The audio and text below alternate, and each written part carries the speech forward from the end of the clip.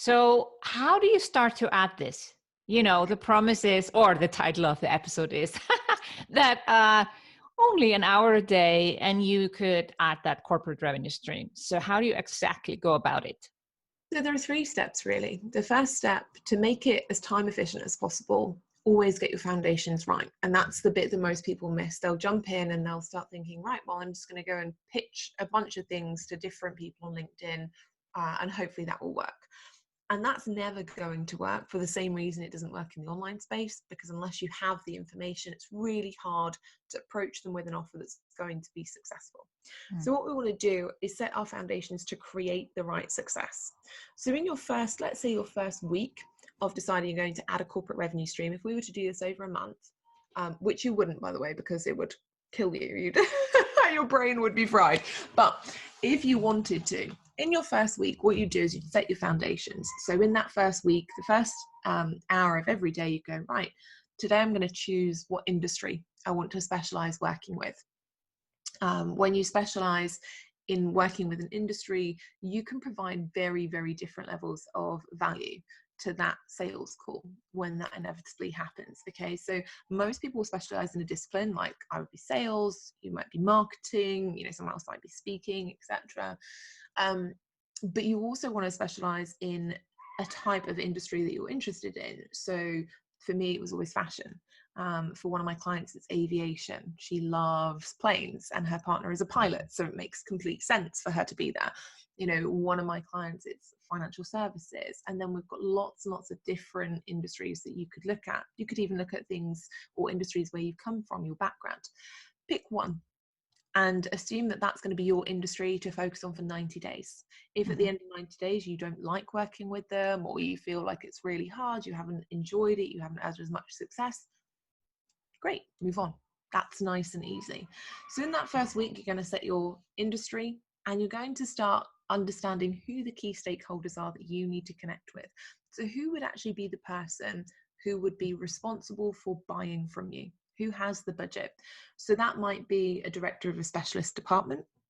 So if I was going to go and pitch to corporates and talk about sales, I'd definitely be building a relationship with that sales director, because he ultimately is going to be the person who can tell me what the problems are.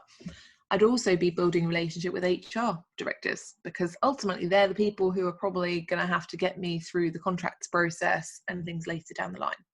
So start mapping out your stakeholders. And by the end of that week, all you need to know is, who's my industry that I'm going to target? How can I demonstrate to them that I'm interested in it, that I can predict trends, share insights, have credible conversations about the industry? And then who are the people that I need to target?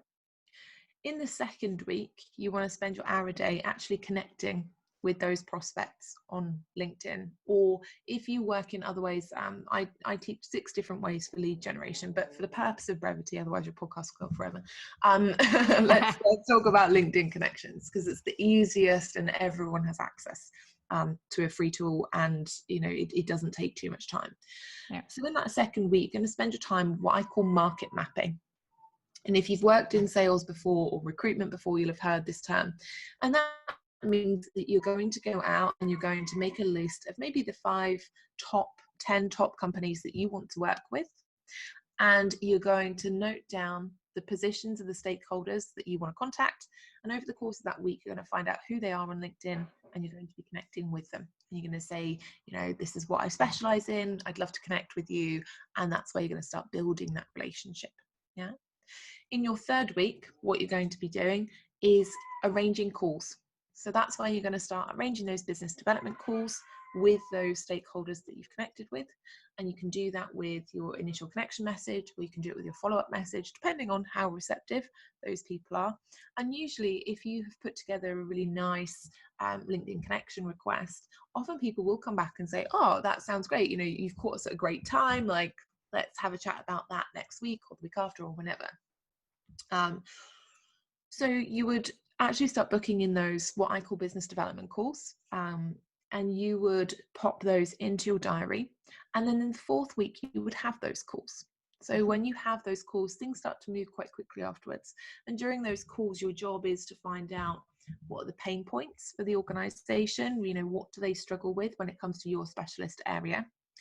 Your job is to find out the impact. What are those pains costing them, and why should they be fixing them? And that call will self-educate the stakeholder. If you're asking pertinent questions about situational fluency, about pain, about impact, they're going to start thinking, wow, this person's really credible. And yes, they're right, we do have this issue, but they're not going to have that experience in a, has anyone ever heard somebody who thinks they're an authority? They show up in the space, and I see this a lot online, and someone will write a really great post.